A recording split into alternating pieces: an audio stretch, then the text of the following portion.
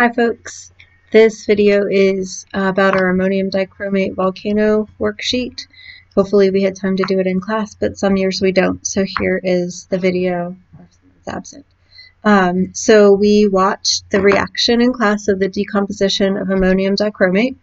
You saw bright orange powder, ammonium dichromate. We added a little bit of energy using a match to overcome the initial activation energy and get the reaction going. And then at that point, it was a self-sustaining exothermic reaction, lots of fire shooting out, that kind of thing. So the decomposition of ammonium dichromate produced chromium 3 oxide, which was a green solid, much less dense, and nitrogen gas and water vapor.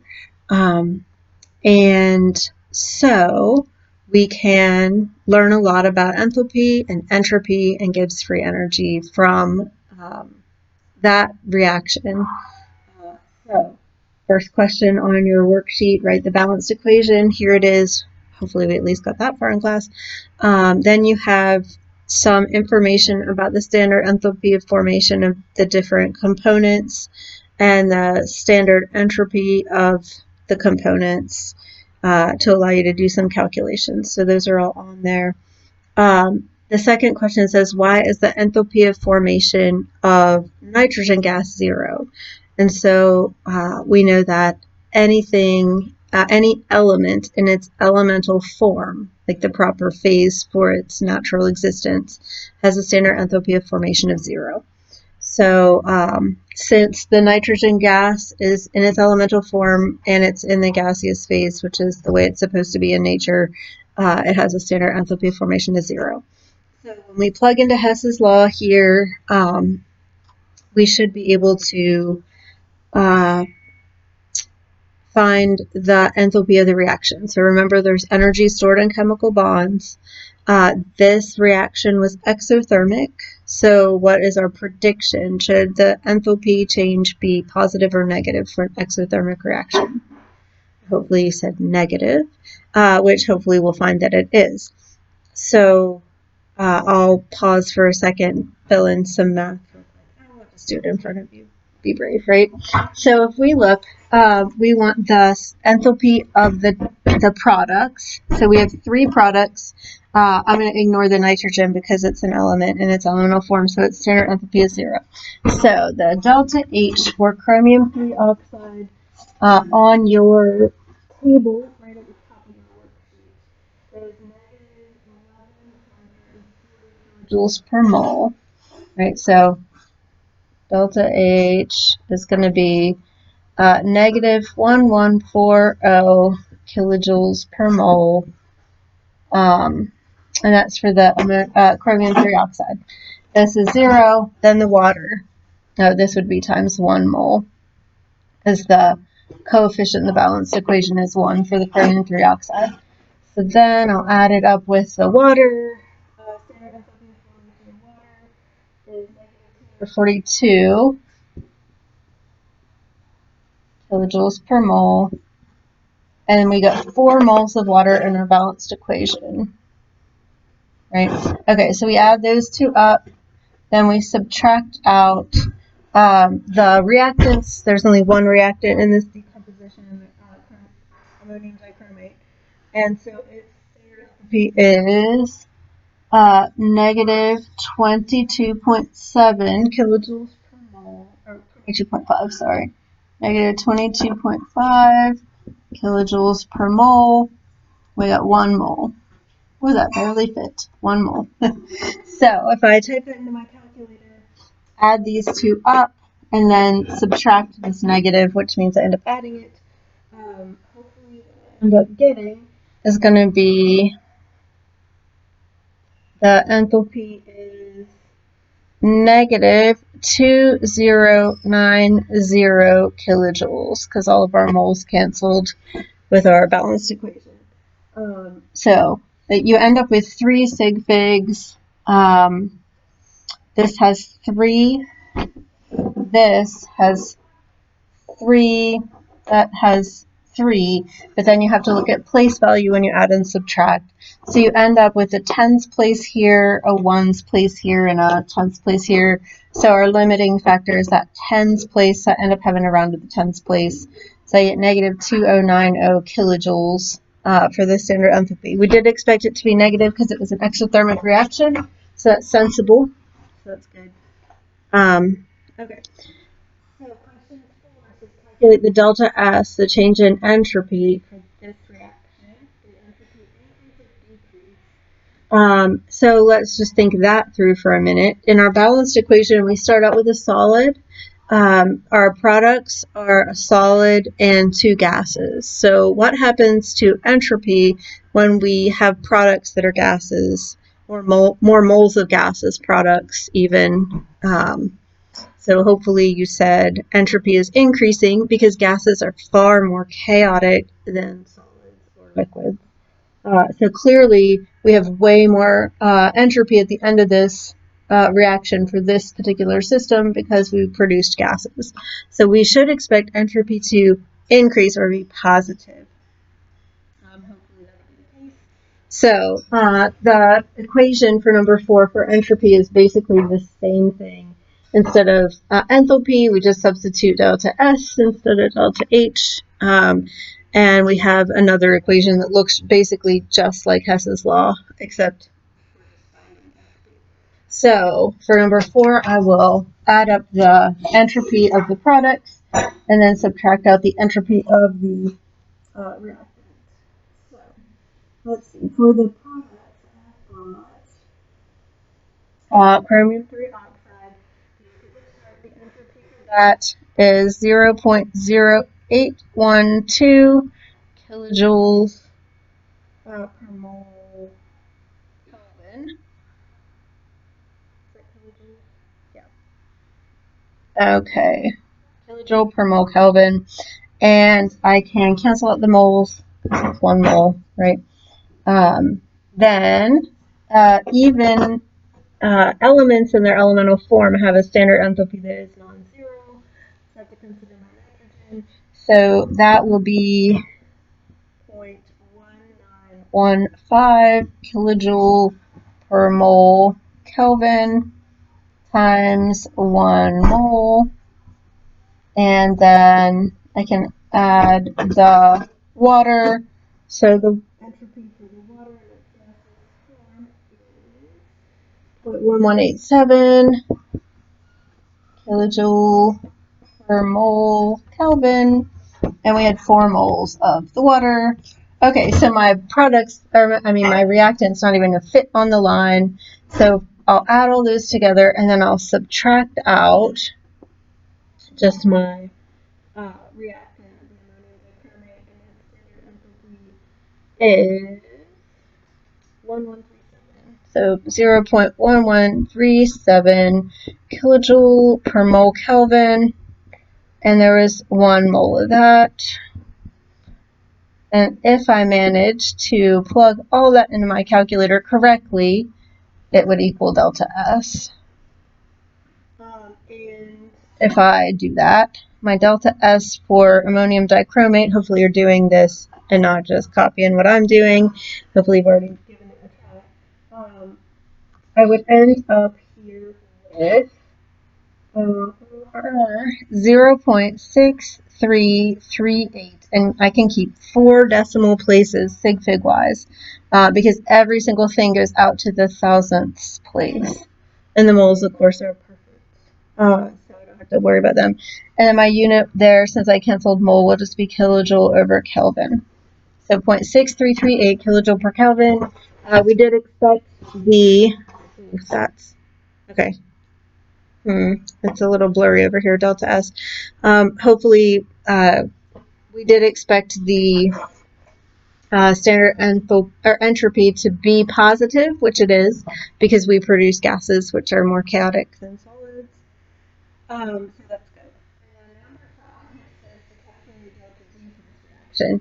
And since we were running out of class time this particular year, and we already saw the reaction before we did the math, you guys knew that it was spontaneous. It did occur. Right? It didn't just fail to occur once we overcame the activation energy. It was self-sustaining, so we do expect that Gibbs will be negative because the reaction occurred. Hopefully we'll find that. We do know the standard enthalpy, the standard entropy, and we basically know what temperature we ran the equation at, the reaction at. Right? So we are going to see room temperature, which it was pretty close to room temperature outside. My chemicals were at room temperature. So 298 Kelvin is room temperature. So let's calculate here. Number 5, we'll find Gibbs.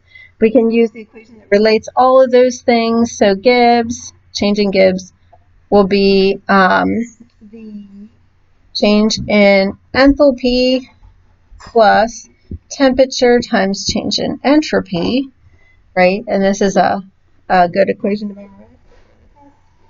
So Gibbs, again, would be change in enthalpy, which we found to be negative 2090 kilojoules plus T, which has to be in Kelvin.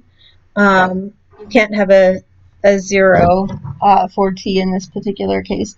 So we'll do 298 Kelvin because it was room temperature at the time, times our entropy, which we found to be 0.6338.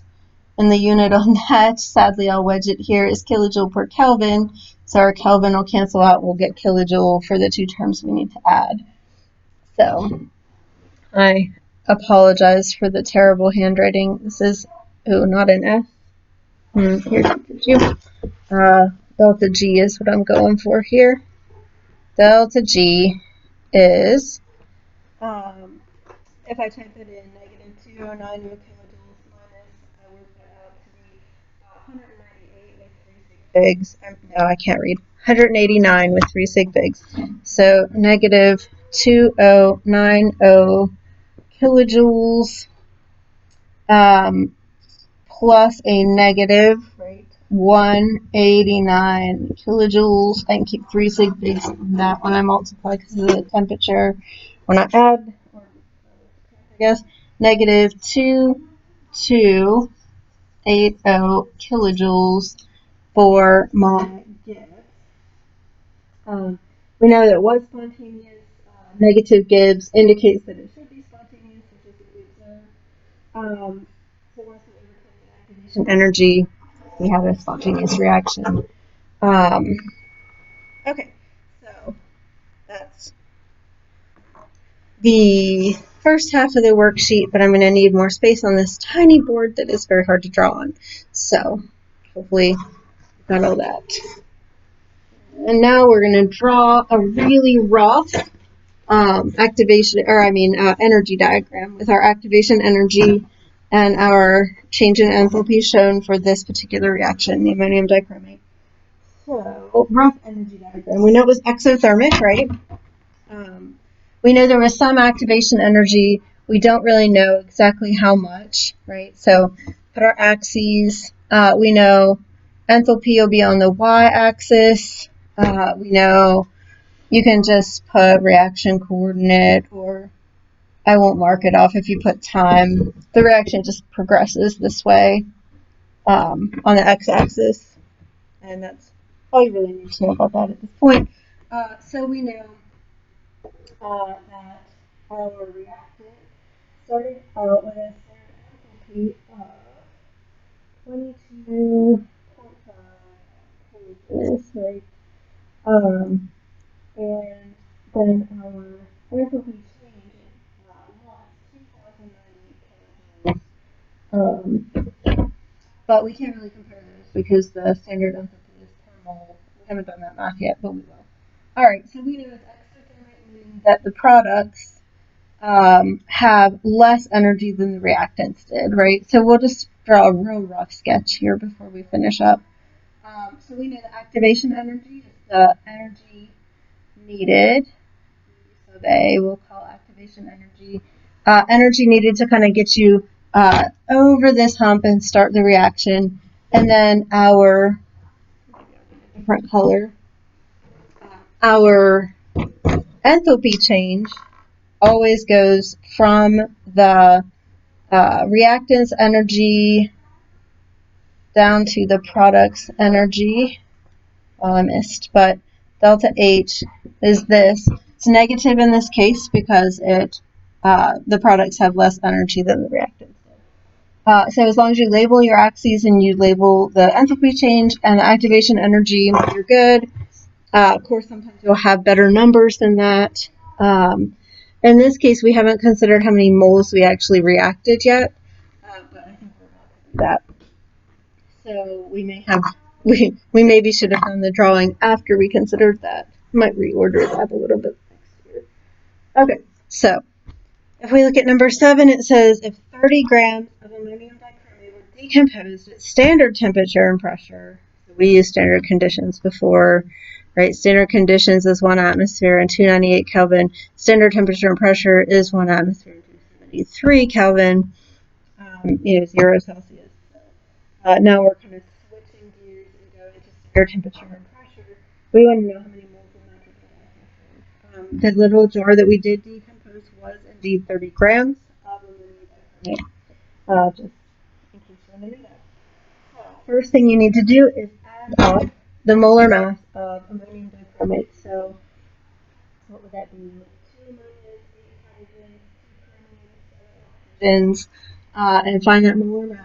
We know we started with 30.0 grams of ammonium dichromate, which I'm just going to call AD, so I don't have to write out the long formula on the board. And we are going to say 1 mole of ammonium dichromate has a molar mass of 252.1 grams per mole. So then we have converted to moles of ammonium dichromate, but we're asked how many moles of nitrogen gas will be formed. So we can use the balanced equation's coefficients to convert from moles of ammonium dichromate to moles of nitrogen gas. And that is a 1-to-1 ratio. So we want to get moles of nitrogen gas. We want to cancel out moles of ammonium dichromate. They both have a coefficient of 1 in the balanced equation, so that's easy. And we find that we're going to have 3 sig figs, 0.119 moles of nitrogen gas.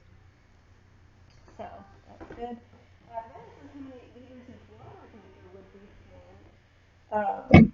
So liters, we can use the Chateliers principle to relate moles using the balance equation and also liters. But in this case, we're going to use PV. So let's take this answer.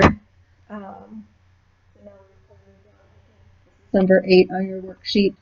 We're going to say 0.119 moles of nitrogen gas.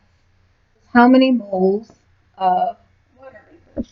So we know the balance equation tells us we have 1 mole of nitrogen, which we want to cancel out, for every 4 moles of water produced.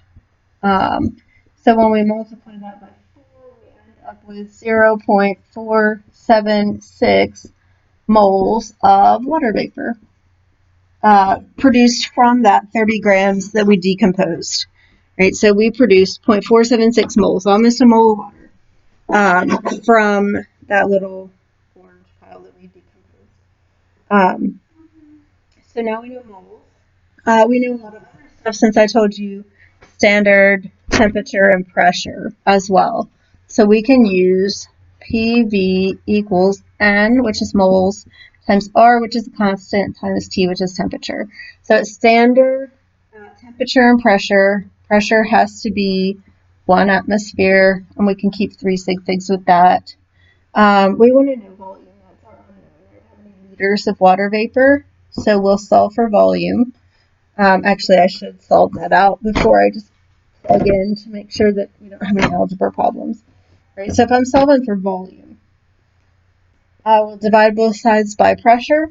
So nRT divided by P. A lot of students rearrange PV equals nRT incorrectly on the test and miss points. So please pay attention to your algebra really carefully here. In this case, though, volume will be now N, which is moles of water, 0.476 moles of water, times R, which is that constant that you should have memorized, 0.0821 liter times atmosphere divided by mole times Kelvin times temperature. It's standard temperature and pressure. Temperature is 273 Kelvin. This is likely where a lot of mistakes are made since I was using standard conditions a minute ago. Now I'm using standard temperature and pressure. That can be really confusing. And then, of course, the pressure at standard temperature pressure is 1 atmosphere. So our atmosphere cancels here, our Kelvin cancels here, our mole cancels here. We're left with liter, which is a good volume unit. Plug all that into your calculator. Every single thing has 3 sig figs, so we can keep 3. And I get, when I plug it in, 10.7 liters of water vapor. All right, 10.7 liters of water vapor. So does that make any sense? Should half a mole of, or ish, this is about half a mole of water vapor take up about 10.7 liters of volume. That's a lot of volume, right? Like one little balloon. Remember we did the experiment in chapter 6 where the vinegar and baking soda inflated a little balloon, and those little balloons were like 0.6 liters. This is 10 liters out of that 30 grams of ammonium dichromate. That's a lot of liters of gas, right? But that actually does make sense. This is reasonable. We know that at standard temperature and pressure, 1 mole of ideal gas should take up 22.7 liters. About half a mole would be about half of 22.7. So this is about half of that, 10.7. So it's a sensible answer. And yeah, so that's your whole ammonium dichromate sheet. Hopefully you checked it over and were successful. And you'll have Module 14 videos released soon for those of you who are waiting for missed class day videos.